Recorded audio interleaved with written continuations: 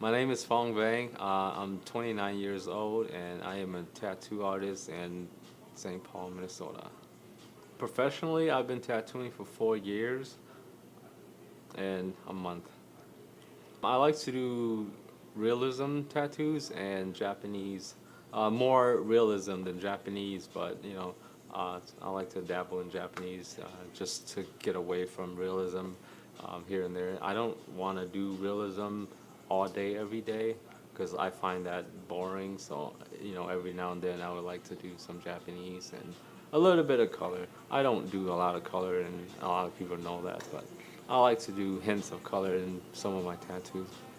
I got into tattooing when I was about 12 or 13 back in middle school, when my friends used to tattoo each other and you know they weren't really good at it, and then because I've always been the guy drawing, and they knew that I was good at drawing, so one day they just asked me to tattoo them. So and I was kind of like scared, but I'm like, oh, okay, So I tried it, and my tattoos were better than theirs. So ever since then, they just kept asking me to tattoo them, even though it wasn't that good at the time, but it was still a little bit better than theirs.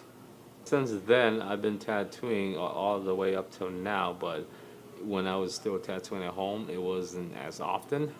It was probably one tattoo or two tattoo a month, or there would be like 6 months in between where I didn't even do anything at all.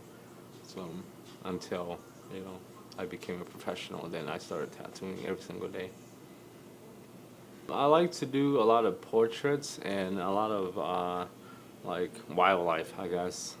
I really like portraits and animals. You could pretty much say animals are portraits in a way, but I really gravitate towards that because I wanted to be more photorealistic. My tattoos to for people to look at it and be like, wow, like you got every single detail, you know, within the portrait, the dad or the mom or whatever. So I've always been drawing a lot of portraits since I was a kid anyway. So I figured, when I do tattoos, might as well just do portraits.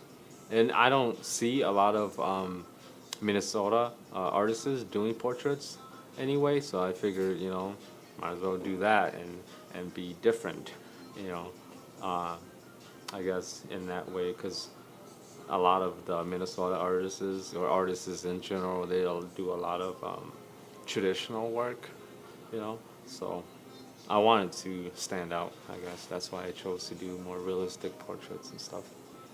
Ever since I started tattooing professionally, I've always been getting Hmong tattoos, related tattoos, because it seems like maybe 5 years ago was when the trend started, like before then, when I was still tattooing at home, I barely ever get anybody wanting, any Hmong related tattoos, but, you know, 5 years ago, it seems, right when I started tattooing professionally, I just started getting a lot, and, everybody wants to represent, the culture, so ever since then, I've been getting a lot of Hmong related tattoos. Make it slightly different and not just do tribal, just to be a little bit more creative and you know just to see for other people to see, and they know that, oh, that's Fong's work, because if all you get is just the pattern, no one's gonna see that and, oh, Fong did that, or, oh, David did that. They don't know because it's just a solid black piece. So I try to incorporate, you know like I always, when they want to have like a realistic or rose or flowers within the Hmong patterns, then I do a really realistic rose with the patterns surrounding it, just to be different, and people see it and, oh wow, that's Fong's work. Yeah. When we get tattooed back then, we're all just quote unquote, labeled as gangsters, and so when I never really told my parents like, hey, I'm gonna do this, because even doing art, they weren't supportive in that already. So I'm like, even if they're not supporting me in art, if I was gonna do that is like way worse.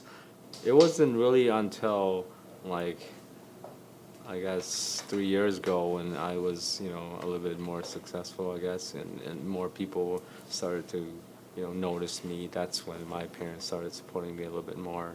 Tattoos have always been like a bad, looked on as like a bad thing. So I understand like that's why they felt that way, So I didn't hold a grudge against them because they didn't support me for tattooing, you know.